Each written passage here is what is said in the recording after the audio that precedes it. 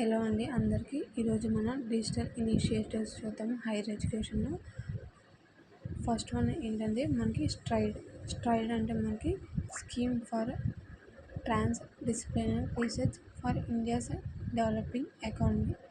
So ఇది దేని purpose కోసం అంటే promotes research across new disciplines to support India developing economy.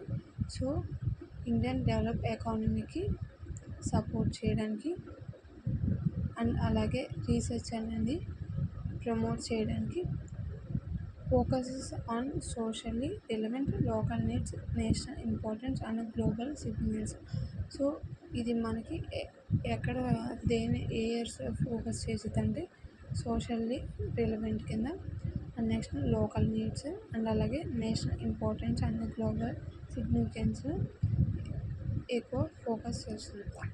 And second one వచ్చేసరికి మనకి సంకల్ప్ అంటే skill acquisition and knowledge awareness for livelihood promotion. ఇదేంటంటే మనకి a ministry of skill development initiative with world bank loan to improve short term skill training, market linkages and inclusion. So దీన్ని మనకి ఎప్పుడు launch చేశారంటే 19th Jan 2018 అయితే మనకైతే launch చేశారు. So దీన్ని మనకి ఎవరు డెవలప్ చేశారంటే స్కిల్ డెవలప్మెంట్ ఇనిషియేటివ్ వాళ్ళు.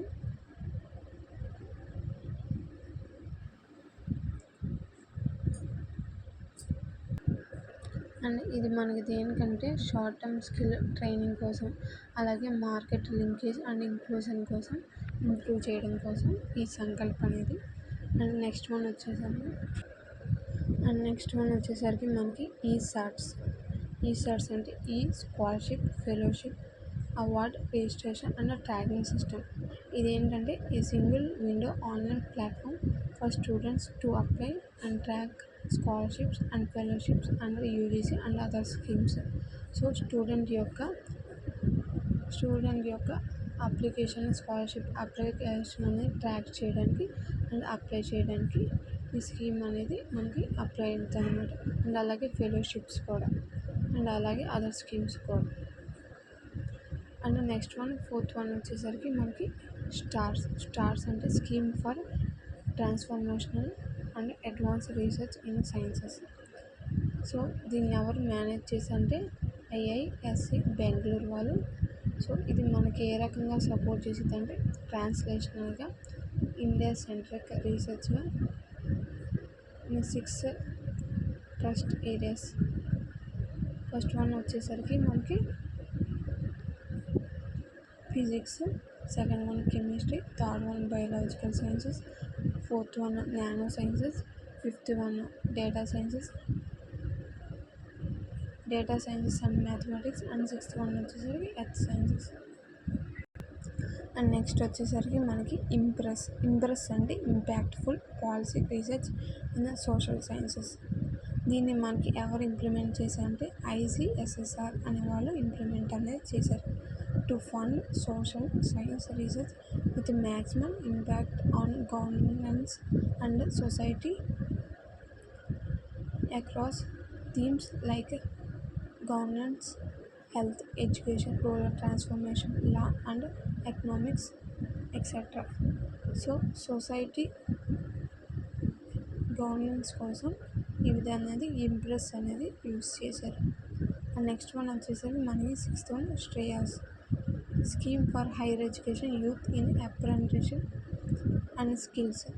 దీంట్లో ఏంటంటే మనకి ఇండస్ట్రీ రిలేటెడ్ అప్రెంటిస్షిప్ ఆపర్చునిటీస్ కానీ ఫర్ అంటే గ్రాడ్యుయేట్స్కి అండ్ ఎంప్లాయబిలిటీని ఎన్హాన్స్ చేయడానికి. అండ్ సెవెంత్ వన్ వచ్చేసరికి మనకి SPARC scheme for promotion of academic and research collaboration. ఇక్కడ మనకి ఏంటంటే academics research collaboration between Indian institutes and top ఇన్స్టిట్యూషన్స్కి వరల్డ్ వైడ్గా to solve national and international relevant problems. So మనకి నేషనల్గా కానీ ఇంటర్నేషనల్గా కానీ ఏదైనా రిలివెంట్ ప్రాబ్లమ్స్ ఉన్నా కానీ ఇక్కడ దీంట్లో అయితే మనకైతే సాల్వ్ చేస్తారు. అండ్ ఎయిత్ వన్ వచ్చేసరికి మనకి global initiative of academic networks. ఇదేంటంటే enables reputed international faculty to teach and collaborate in India. So దీంట్లో ఏంటంటే మనకి ఇంటర్నేషనల్ సంబంధించి ఫ్యాకల్టీస్ అనే వాళ్ళు ఉంటారు టీచ్ చేయడానికి అండ్ కొలాబరేట్ చేయడానికి. దీన్ని మనకి నవంబర్ 2015లో లాంచ్ అయితే చేశారు. నెక్స్ట్ వన్ వచ్చేసరికి మనకి 9th వన్ RMSA రాష్ట్రీయ మాధ్యమిక శిక్ష అభియాన్. దీని యొక్క ఎయిమ్ వచ్చేసరికి క్వాలిటీ అండ్ యాక్సెస్ సెకండరీ ఎడ్యుకేషన్ను ఇంక్రీజ్ చేయడం. అంటే క్లాస్ 9 నుంచి 12 వరకు ఏమైతే ఉన్నాయో వాళ్ళ యొక్క క్వాలిటీని ఇంక్రీజ్ చేయడం అంటే ఎన్రోల్మెంట్ని కూడా ఇంక్రీజ్ చేయాలి. సో దీన్ని మనకి 2009లో అయితే లాంచ్ చేశారు. నెక్స్ట్ వన్ వచ్చేసరికి మనకి పరామర్శ్, a monitoring scheme to support institutions seeking NAAC accreditation and to promote quality assurance in higher education. Quality assurance అనేది హైయర్ ఎడ్యుకేషన్ ఉండడం కోసం, అలాగే NAAC కోసం. నెక్స్ట్ వన్ వచ్చేసరికి మనకి NPTEL national programme on technology enhanced learning. దీన్ని initiate ఎవరు చేశారంటే IIT అండ్ IIS వాళ్ళు 2003లో చేశారు.